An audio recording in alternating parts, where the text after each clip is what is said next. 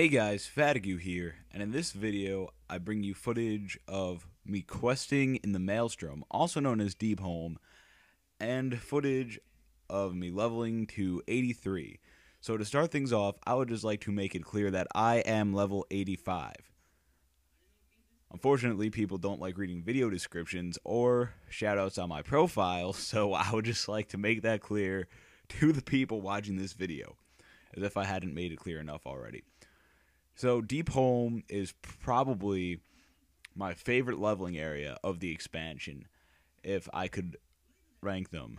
And I kind of wish I took more footage of it, but I think just showing sped up footage of quests repetitively and just talking over it are rather boring. So that's why I did not do that with Deepholm like I did with Hydro. But if I were to rate this zone on a scale of 1 to 10, I would give it a 10, because quite frankly, all the conflicts that build in this zone just rule.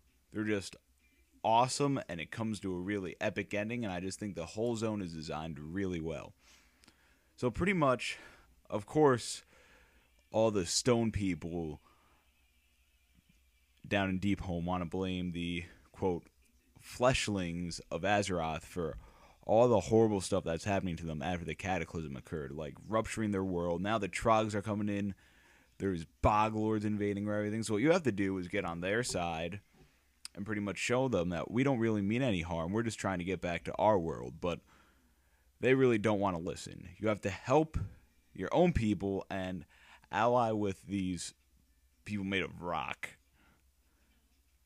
at the same time. And so that whole conflict that's happening is pretty cool. You might also notice in this video that I do not have my Corehound pet anymore. I have a new pet, affectionately named Wolf. Now let me tell you a little bit about Wolf here. I trained Wolf before a bunch of dungeon runs outside of the Elwyn Forest. Now let me tell you why. My DPS as Beast Mastery in dungeons was absolutely horrible. It was bad. And the only time where I think I was a spec other than Beast Mastery was on this character was at the start of Burning Crusade, where I thought Marksman was really awesome, but I didn't have the gear to use Marksman correctly, so I switched to Beast Mastery and stuck to Beast Mastery throughout that expansion and the small amount of time I played this guy in Wrath of the Lich King. Not recently, in this video, I respect to Survival. Now, Survival, as you notice, my pet doesn't hold as good aggro, but you do lots more damage as Survival. However, the Mastery rating of Survival, I don't really find worth it that much, because what it is Mastery grants you 15% more elemental damage, and elemental damage is basically your stings and your Cobra Shot, which resets your sting, and Explosive Shot. Now, to me, that's not really a viable stat, and there are a lot more viable stats in the game that can be used. I might experiment a little bit with Marksman, compare the two trees, but right now, for me, Survival is where it's at, because just blowing people up without having your pet do all the work is just awesome. And if you can make a macro to misdirect to your pet, because what you do is you get Glyph of Misdirect, and what happens is every time you misdirect to your pet, the cooldown of misdirection resets. Now that is really, really valuable, clearly, if you want to level as a spec other than Beast Mastery. Just make a misdirection macro, always keep it up, and your pet will keep aggro just fine.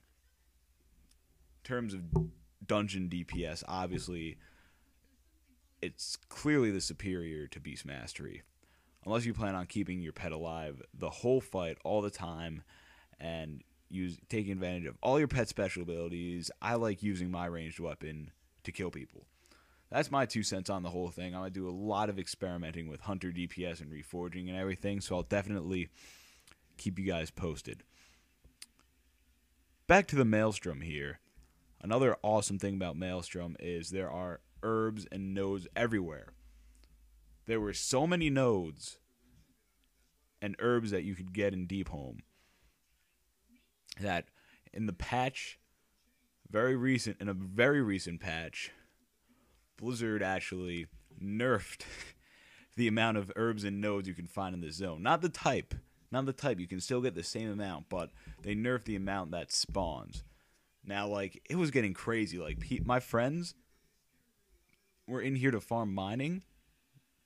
They were getting, like, 6 rich elementium in a row. Like, it just doesn't happen in a normal zone. So, they really had nerfed that.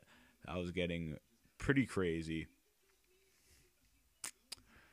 And now you don't get as much, which is kind of unfortunate to people who are mass farming, but kind of good because it was just absolutely crazy.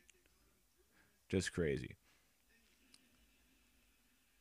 I would also like to add that once you go from 82 to 83, for those of you that haven't started leveling yet, you hit an XP wall of sorts. The XP required to level just keeps climbing and climbing and climbing. And it doesn't stop until you hit the climax at 85, where it just still doesn't stop. It just makes you keep pushing and pushing and pushing. But that's really good since there's only 5 levels in this expansion. People still rocketed through the leveling process. Like the world first was, 5 hours? But I like since they only had 5 levels, they really upped the scale of XP needed to level. That was pretty good. So you notice I'm herbing quite a bit. On this character, I am Herbalism and Inscription. Now, could anybody please tell me in the comment section down below if there is any point to Inscription in this expansion? Because I think the amount of gold that I'm investing in Inscription by the time future raid content comes around, the only thing that I see worthwhile making out of Cataclysm herbs is the relics. Granted, since you can fly in Azeroth now, I could go farm Azeroth herbs for those kind of glyphs, but I think because of that, the value of those glyphs are going to plummet to the ground. But I have been completely wrong about auction house predictions before. Do not take my word from it. Because of the new people leveling with the new expansion, the prices could skyrocket. I am not a World of Warcraft economy expert of any sorts at all. Do not rely on me to make market predictions. Rely on me to give you tips after the market has happened to tell you the effect that it has had. There you go. What I just saw on the screen, another awesome perk of survival, is when lock and load procs and you use explosive shot and arcane shot, you actually gain focus back, which is really cool. I like using that a lot because you just boom, boom, boom, boom, boom, boom, boom, dead, dead, dead, dead, dead. And then you gain focus from all that, so that's awesome. So coming up right about here, I think I'm going to turn in this quest up here, and I'm going to hit level 83. So we're coming to an end here. Thanks for watching, guys. Please rate, comment, and visit my channel if you haven't yet, of course, and subscribe. Thanks again, guys. See you later.